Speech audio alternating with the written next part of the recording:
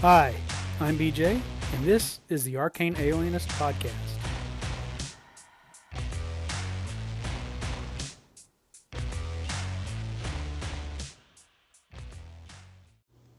Hello, everybody. Welcome to the Arcane Alienist. I've got a couple things today. I've got a kind of lengthy recap to bring everybody up to speed on my D&D with teenagers, with theater kids, and it's going well.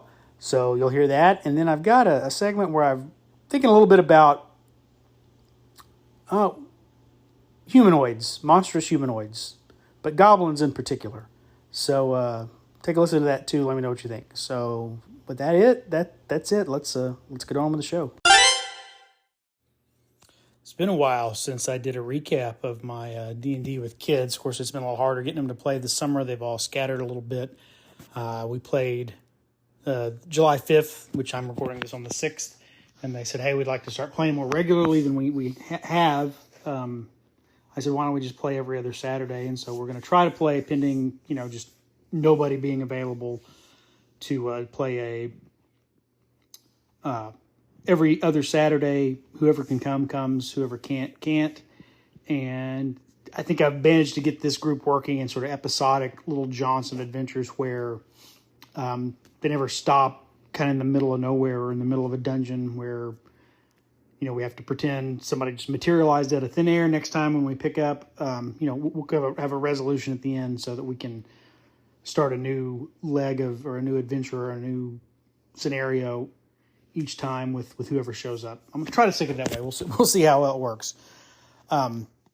Anyway, so they've played a few times since we last checked in on the podcast. So I thought I would just recap what they did. I'm gonna have to switch over to some notes, and this may be a chunk of information. So last time we left off, they had cleared the goblins out of the tunnels beneath the city of Valasparta. Again, we are playing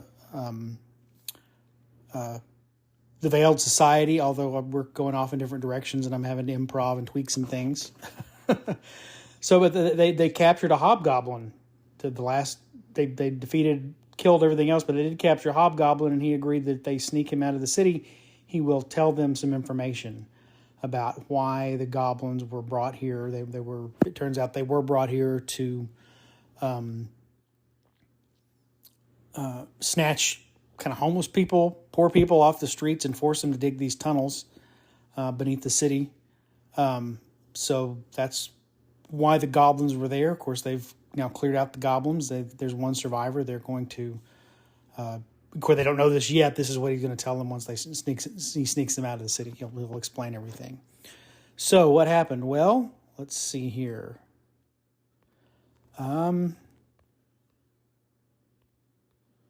They started off, so and time is running out. They've got a week to clear the name of Stefano Taranoscu, who's been, they understand, has been framed for the murder of another noble, the daughter of a noble family who he had asked to marry. She had publicly rejected him, and someone has taken the opportunity to frame him for her murder, to discredit him and bring shame upon his family. So they we had a new player join this session. She decided to play an orc magician, so we worked her into the party. So the party sneaks the hobgoblin Druzig out of the city. As promised, he tells them what he knows. The goblins were smuggled into the city in wagons and dropped off at an old manor house where they began their operation of kidnapping poor people off the street at night to force them to dig tunnels. He marks the spot on their tunnel map that will lead them to this manor house, but he has no idea who these humans are that hired him. The leader was just referred to as the master. The party returns to the tunnels and goes to the spot indicated. They get out. They emerge in a kind of a woodshed behind this old 2-story manor. And so there's some brief movement of light in an upstairs window that indicates that someone's there. So they split up. We've got 2 elves in the party. One is a rogue, one is a magician. They and the other rogues, 2 human rogues, sneak through the back window while the others try the front door. The first group manages to slip through the window into this, what appears to be a dining hall. And they have to hide because now since there are people moving around in other parts of the house. They overhear people discussing the debate in commerce on the waterfront. There's a mention of the Vorlui family, which is the family of the murdered woman, the Tornescu family, who has employed all of them, and the Radu family, that is a non-noble merchant family that also does business on the waterfront. The second group goes around to the front door, and they recognize the one character my son is playing as a human fighter. He's from this city. He's the only one who's local, and he kind of realizes we're in a neighborhood. There's a lot of old manor houses that were outgrown by prominent families in the city, so now these are rented out to different guilds and social clubs and other types of organizations. And they see a sign hanging on the front door that indicates this is some sort of club that is a debating society. So they knock on the door, and they're greeted by a servant who wants to know why they're calling so late at night. And one of them says, well, there's an emergency. We need to speak to whoever's in charge. So this guy's servant, he lets them into the foyer, the entry hall, but doesn't allow them to go farther. There's a large pair of staircases going up to a balcony to the upstairs. So they wait. Calfina, who is a halfling fighter, decides to check one of the adjacent rooms. And it appears to have once been an audience chamber of some kind. For whoever lived here, there's a large ornate chair and 6 suits of armor against the wall. When she steps into the room, this is a really funny situation, by the way. She steps in. I feel like I've told this story enough. I don't think I've told it on a podcast, but bear with me. She steps into the room to look around, and the armor starts to move forward, and she realizes that these are skeletons in armor. And so they're moving toward her. So she runs out, slams the door, and props up a chair against the door and says, "Don't! They're undead skeletons in there." What's funny is we were using miniatures to kind of work through the house. So it just so happened the miniature doorway that I used opened into the room. So she closes it and then props a door in it. Well, the skeleton just opens it in because it opens inward. It's really funny. It's one of those embarrassing moments. Everybody had a good laugh about that. So we switch back. We pause there. We switch back. Everybody else lost interest in eavesdropping, so they make their way across the hallway and through the set of double doors that actually leads into the entry hall just as the skeletons are emerging. So they manage to hold the doorway and destroy the skeletons before one of the clerics turns the rest of them. And the human rogue, Tabel, slips into the... he's our resident troublemaker, great player. Slips into the audience chamber to kind of behind the retreating skeletons to look at the throne that's in there. That's part of this audience chamber, but there's nothing of interest in there. He just finds something goes in there. But some of them go upstairs and start inspecting the second floor. They discover a study, but as they're searching the room, they hear some magical chanting from somewhere outside, and the door slams shut. And what's happened is a magician has used the hold portal spell to seal them into the room. The door won't budge. They decide to tie a rope onto the desk and try to scale down the yard by going out the window. Some of the others head off to find out where this manservant went that let him in, and they find that there are several members of this debating society who had been in a debate, but he's warned them, so now they've armed themselves and are ready for a fight. So they're able to fight these guys. They actually defeat them. They take the leader, who has been referred to as the master. And this is a debating society. This is the master of the debating society. You can obviously see the double entendre I left for these kids. If they could figure it out, they had a good laugh once the light bulb went off. Anyway, they capture him alive. Meanwhile, another society member, a cleric, apparently had gone into the room, pulled the skeletons, taken them up the stairs. Of course, this rogue is in there hiding as she does this, so he just follows them up behind and walks up behind the cleric and backstabs her, and that's the end of the cleric. And then the rest of the party comes running, and they fight the skeletons on the staircase, including the magician that was holding the door. But the group stuck in managed to get out the window before the skeletons are able to bust in the door and get to them. It's just that the skeletons are busting through. But the skeletons are eventually defeated by the rest of the party coming up the stairs. And so basically they get a prisoner, had a good time. This is debating society arranged for the services of the Goblins. At least one of them is obviously a dark cleric who could command undead. They were debating commerce on the waterfront. Again, these same houses come up the Radufanchler was mentioned, who were the people who got in a fight at the beginning and tried to disrupt the parade with the Turanescu, who are in charge of the festival this year. Because this was kind of a side quest, this isn't actually part of the Veiled Society. I rolled some random loot, and they rolled pretty well. They got a magic longsword, +1, +3 versus dragons. Ring of Fire resistant. They managed to capture the arcane tablet from the defeated magic user. Withhold its portal. They got some scrolls off the cleric, purify food and water, and cure light wounds. They found some gold and copper pieces and some gems and a treasure map, which will be. We finished. This was a couple times back, but yesterday we finished the Veiled Society. So following this treasure map is going to be their next adventure, and that was all randomly rolled treasure off the OSE treasure. So we managed to play a little bit later. Got together a few weeks later, and they. Let's see. Did I miss something here? Yeah. So they interrogate the master of the debating society. And they learned that the society itself is not the Veiled Society, but this guy is a member of the Veiled Society. He and a couple of other high rankings are members of the Veiled Society. And so on behalf of the Veiled Society, they secured the services of the Goblins. Now remember, to get Goblins, mercenaries, you have to make some sort of deal with this demigod figure, the Troll King. So something is going on there. They may investigate that later. They haven't decided. But fearing that the Veiled Society will now assassinate him, he agrees to provide more information if the Turanescu will protect him. But the only really information he can provide is that the pitch found on Lucia's dress was probably used to seal boats. They had really not put those two and two together, but as they're kind of asking all these questions and explaining what they found, he does kind of, very snarkily says, "You idiots, it's pitch that you used to seal a boat." And then the house turns him over to, the party turns him over to House Turanescu. Lord Boris, the head of Turanescu, then assigns him to meet a ship at the waterfront at sunset and to escort the passenger safely back to the estate. The party takes a day to rest back in the inn, and Tabel, who's been getting messages from who he thinks may be the Veiled Society, discovers a note in his room from his mysterious contact instructing him to meet them at an alley after sunset. So he kind of bows out from the party, says, "Oh, guys, I'm tired. I got something to do. You guys go on without me." And he goes and he meets his contact.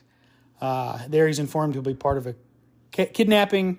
He's offered a swig of wine, which turns out to be Elvish Muscali wine, which is another plant I've got for an adventure down the road.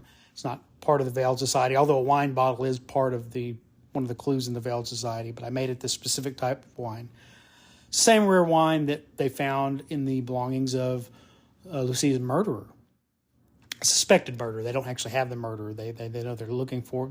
They found some clues, including a bottle of this same kind of wine. And it turns out the Turanescu family are the only ones who import this wine. So he's given a mask and a cloak and welcomed formally to the Veiled Society.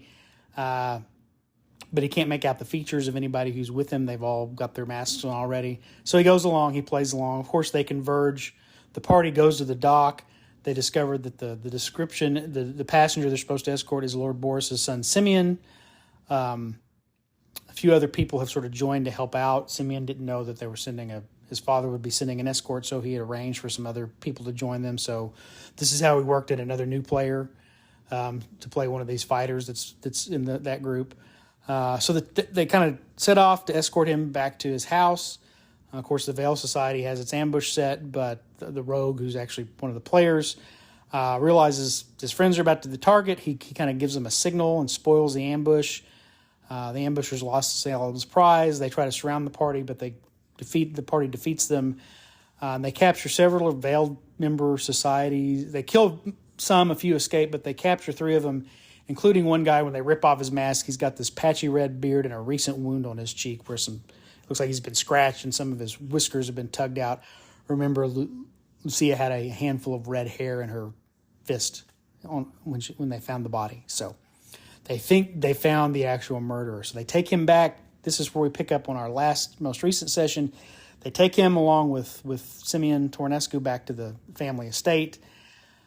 He doesn't want to talk at first, and then he agrees that if the Tornescu will not. They don't just want his protection. He doesn't have any kind of status. He's like, if I confess the murder, they're going to hang me. If the Veiled Society doesn't get me first, what can you offer me? So what he says is, hey, the Tornescu own ships. Put me on a ship, send me far away from here, give me some money to start over a new life. I'm not going to testify, but I will tell you what you need to know to find the people who hired me to put me up to do this.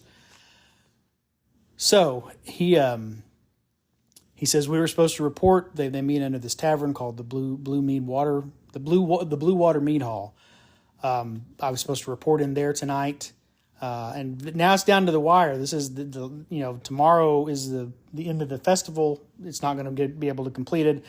Tomorrow is also when they're probably going to execute or put Stefano on trial. So he tells them there's a secret entrance to the headquarters. So he agrees to show him that, and then Tornescu house guard will take him back once he's done his part.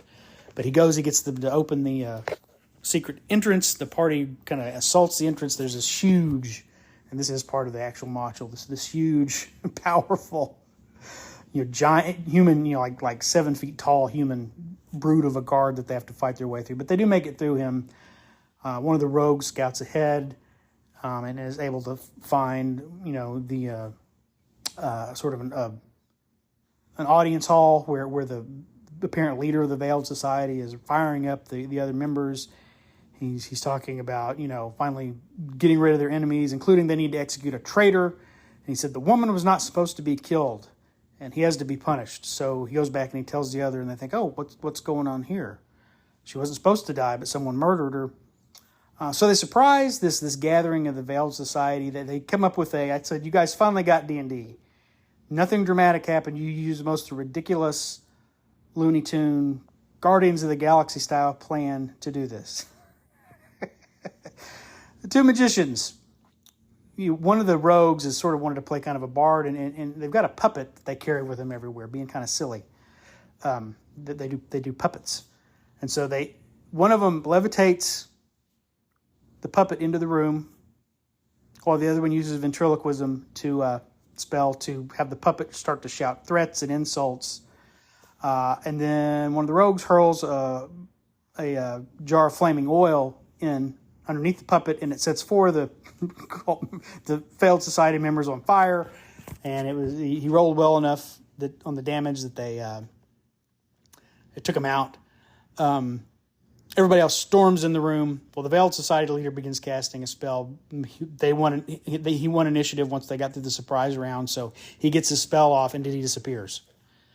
They fight everybody else. Another one of the magicians casts sleep. He drops everybody, that's still up except for a couple. The fighters do a really good job of pushing these guys back on their heels.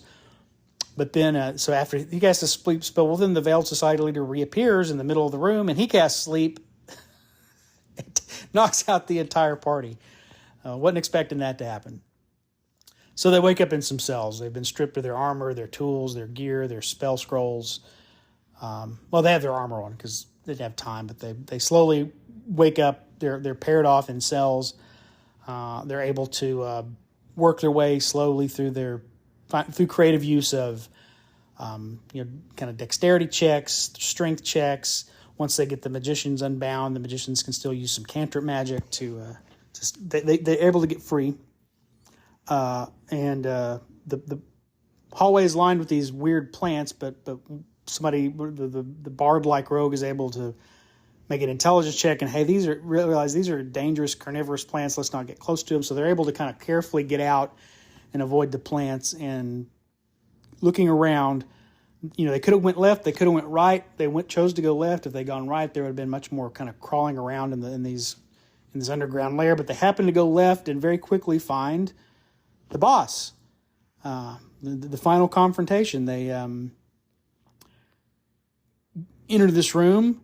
They see the guy who had been casting spells strewn out on the floor. And again, the one player whose character is a local is like, he realizes these are the heads of the Radu family. That's Anton Radu, the head of the family, dead on the floor. His brother, who's like his chief lieutenant, is standing over him with a sword, but he's also got Radu's son, this guy's Kartha's nephew, down on his knees and about to kill him as well. So this young man's Weiss Radu pleads for help.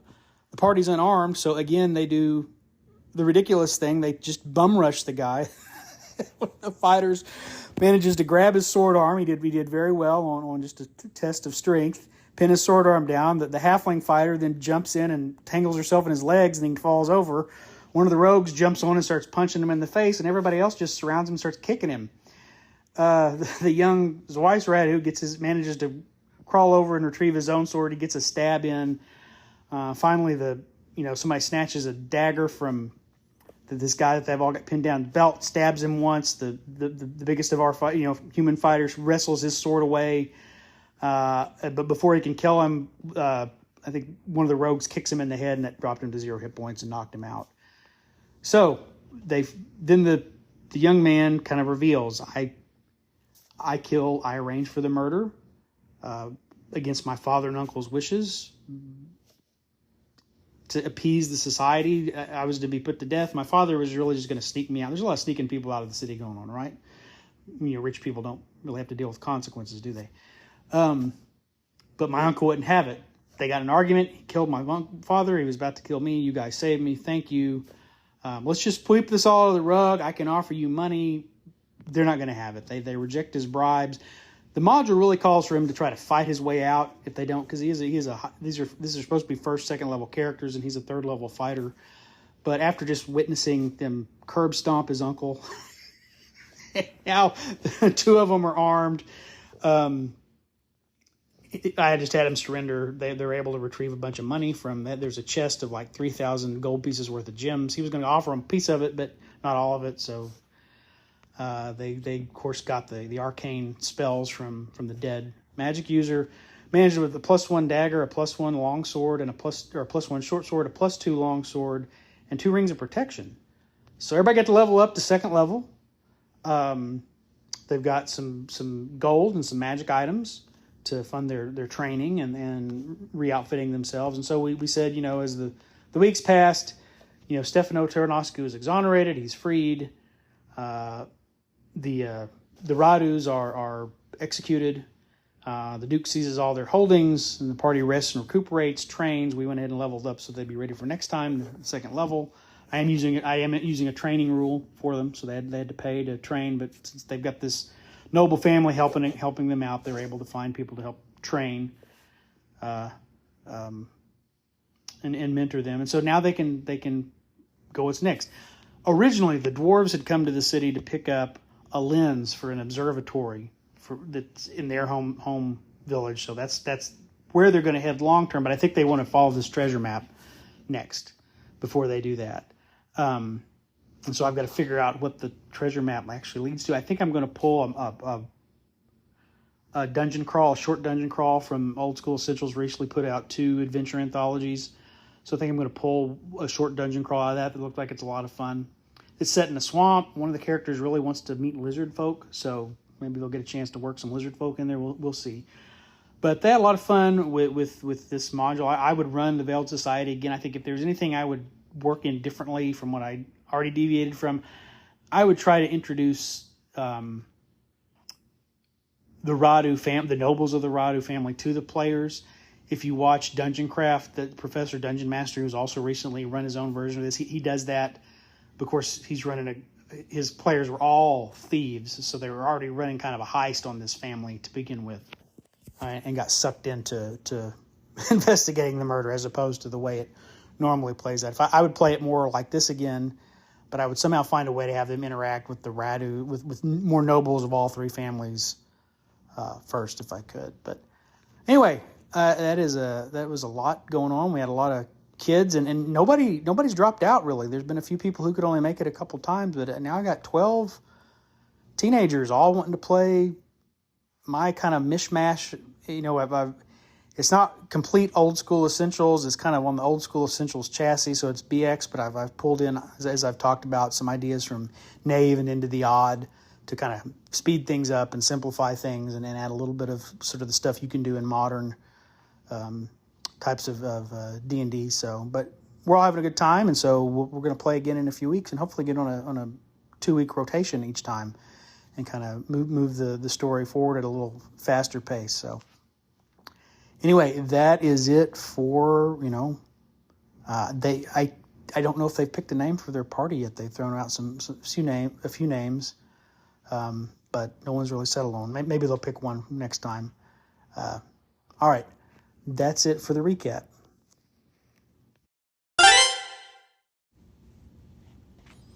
Here's an idea I have. I'm rethinking Goblins for my homebrew setting, but really it's some reflections on just the way humanoids work in D&D and D&D adjacent games.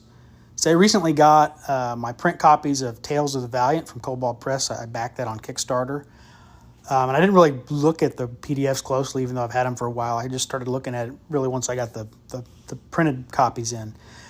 And I may do a more complete episode on Tales from the Valiant with a review of that. This was Kobold's solution to when WotC tried to cancel the 5e open gaming license. This was kind of their solution for them, which I think it was a pretty clever business move by Kobold that I think some people may not fully appreciate what they did. But I'll talk more about that later some other time. Anyway, one of the things that jumped out to me is that you'll notice it if you look through it, is orcs and kobolds are both presented as core species for player characters. They call them lineage. And that's not that surprising given current trends in modern D&D and D&D adjacent games like Pathfinder, stuff like that.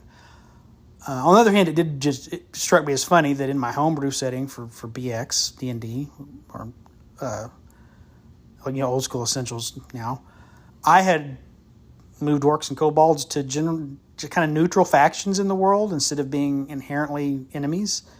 And eventually wound up with house rules to make them playable characters. And you may be surprised if you haven't followed along with when I've talked about this before, but it had nothing to do with this sort of modern trend of demonstrifying humanoids, and more to do with a kind of a long observation I've had that other people have had as well, that D&D is really overrun with what can be largely interchangeable monstrous humanoids. Kobolds, goblins, orcs, hobgoblins, bugbears, gnolls.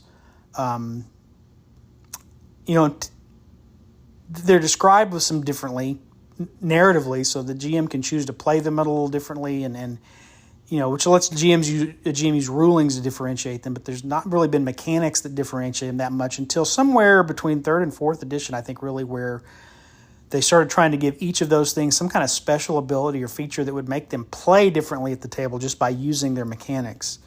So that an orc isn't just a bigger goblin and a hobgoblin isn't just a bigger, stronger orc.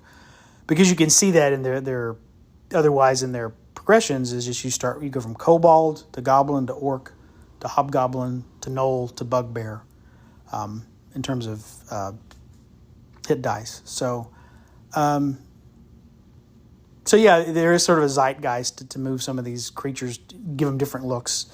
But I wasn't trying to just not make, to make fewer enemies or more playable races. I was trying to find a niche for every kind of humanoid that made them unique narratively, given that there aren't mechanics in the game really to differentiate them other than by their size. And there are a couple things here and there, but nothing real significant if you're playing old school. And so I kind of made kobolds and orcs just sort of factions that sometimes can be hostile, sometimes friendly, sometimes neither. They're just kind of there to encounter. But I left goblins as being sort of perennial enemies. And I did that in a couple of ways. If you've been following along, you'll know how I did this. And I got these. I can't take full credit for these ideas. I got these from Jim Davis at WebDM. The first one, which is interestingly enough something WotC has started to do with their goblinoids, is go back to the folklore roots of goblins as these sort of wicked fairies and having them more closely tied to the Fae, sort of like elves are. That's also something you see in Pal Anderson's novel, The Broken Sword, which I don't think is... I know Pal Anderson is an Appendix N author, but I think Gygax specifically cited Three Hearts and Three Lines. And The Broken Sword is a little bit darker story with some really adult themes in it more than the other one. But it's a good book. You should read it if you haven't. And so the second idea is that goblins, hobgoblins, and bugbears, and this is what I've been going with, aren't really different subspecies. It's just that goblins never stop growing. So eventually a goblin grows into a hobgoblin and then into a bugbear. And I kind of tacked ogres on there at the very end just to add some to that idea. And you can even see that in some old school modules. The mechanics they told you to use is they'll just have a goblin leader fight as an orc or a hobgoblin. Or a hobgoblin leader will fight as a bugbear mechanically in terms of their combat abilities. So I kind of went with that. Again, I added ogres to the upper end of that spectrum. So goblin to hobgoblin to bugbear to ogre. The idea was they get bigger and they get stronger, but they also become more aggressive and less intelligent as they grow, to reflect sort of the differences in those phases of life, right? And so all of this sort of replayed in my head as I'm looking through Tales of the Valiant. And it butted up against another kind of trend that's going on in kind of modern 5e and Pathfinder design, things like that, is that the difference between subspecies is cultural, not biological. So say the difference between wood elves and high elves, the difference between hill dwarves and mountain dwarves. So there's a core set of traits that all members of a species or a race have that are innate, but then the other things that differentiate the subgroups are just cultural. So like all elves have dark vision because they're born with dark vision. High elves, say, get a bonus language and a spell or two. And that's part of their culture. They're educated. That's how they're raised. Wood elves don't do that, but they learn about moving through the forest quickly, quietly. They're good at hiding and stealth in natural environments. So if you had a baby whose parents were high elves, but they were abandoned in the woods or somehow wound up being raised by wood elves, they'd have those woodland skills because they were raised among wood elves. They'd still have the dark vision of a high elf, but they'd have the wood elves' woodland skills because that's more part of wood elf culture. So it occurred to me maybe we could do that with goblins also. Kind of going back to even this kind of old school D&D style, is that goblins, hobgoblins, and bugbears aren't different subspecies or related species. They're just goblins, and goblins continue to start small and grow bigger and bigger and bigger. But goblins, hobgoblins, and bugbears are just different subcultures, different tribes, different bands of goblins. So you could, again, they could take one out of one culture and raise it in another from birth, and it would adopt the skills of that culture. So goblins, again, you can emphasize on goblins being very tricky and mischievous versus bugbears being kind of these sneaky ambush predators, and hobgoblins living in this very military warband style of life. So again, you'd have all three groups represented. You could go with various sizes. You could go back to even the half-hit die, which the kobold used to set in, all the way up to 3 or 4 hit dice. They get bigger, they get stronger, but they still have their preferences for trickery or stealth and ambush or militant style, skills. And so you might have a one-hit die bugbear. It's not a goblin, it's a one-hit die bugbear. It still has a better chance of surprise than other types of goblins. I might have to find something to do, just a little tweak like that, just a tiny little thing here or there to further differentiate a goblin and a hobgoblin, like you would do in old school essentials or BX D&D. But you get the point. So, and then you get just a huge goblin. It's not a bugbear; it's just a huge goblin. He's still bigger and stronger than the other goblins, and he probably bullies the other ones around. He might be the leader, but he's still going to prefer tricks and mischief to some of this other stuff. Anyway, let me know what you think about that idea. I'd be interested to hear what folks that brings up to mind for other people. Anyway, that is it for my kind of ideas here. So we'll end this segment now. All right, that'll do it for me. This was a little bit longer episode than I've put out in a while. Hope everybody enjoyed it. Be sure and let me know what you think. And wherever you are out there today, take care of yourself and try to make someone happy today. Thanks for listening to the Arcane Alienist podcast. The music you're hearing is Come and Get It by Scott Holmes Music. The cover art is by Dave Bone. Be sure to check out his stuff at ironseer.com. You can leave me a message. I have my SpeakPipe account linked to the show description. You can also send me an email at arcane.alienist@gmail.com. Just embed a voice memo, or I'll just read the text to your email during a future episode. Once again, thanks so much for listening.